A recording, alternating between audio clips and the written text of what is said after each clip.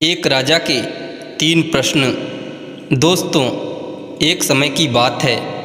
एक राजा अपने मंत्री व कुछ सैनिकों के साथ जंगल में शिकार करने के लिए गया। जंगल में राजा को एक हिरण दिखाई दिया। राजा ने हिरण का पीछा करते हुए जंगल में बहुत आगे निकल गया।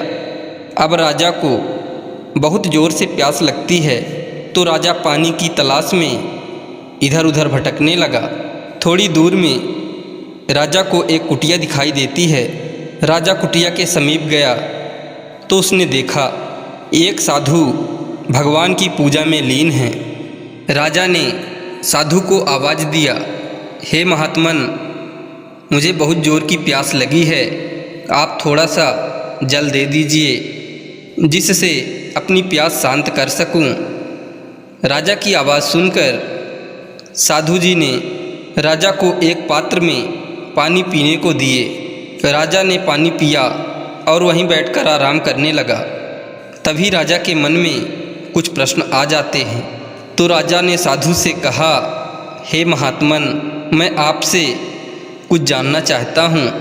अगर आपकी आज्ञा हो तो कुछ प्रश्न करूँ। साधु जी ने बड़े ही सरल शब्दों में कहा, राजन, आप निसंकोच प्रश्न करिए। तब राजा ने प्रश्न किया, क्या वास्तव में भगवान होते हैं? साधु जी ने जवाब दिया, हे राजन, भगवान तो प्रत्येक प्राणी के हृदय में वास करते हैं। उनके ही द्वारा समस्त सृष्टि का संचालन होता है।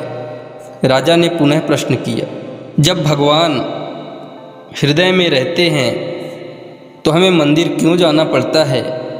साधु जी ने जवाब दिया, हे राजन, ये सत्य है कि हर आत्मा में परमात्मा का वास होता है, परंतु मंदिर इसलिए जाते हैं क्योंकि मंदिर में जाने के बाद मन में भगवान की छवि बस जाती है। मंदिर के बाहर इंसान मोह माया से जकड़ा रहता है और अपने लिए हमेशा धन जुटाने में ही व्यस्त रहता है।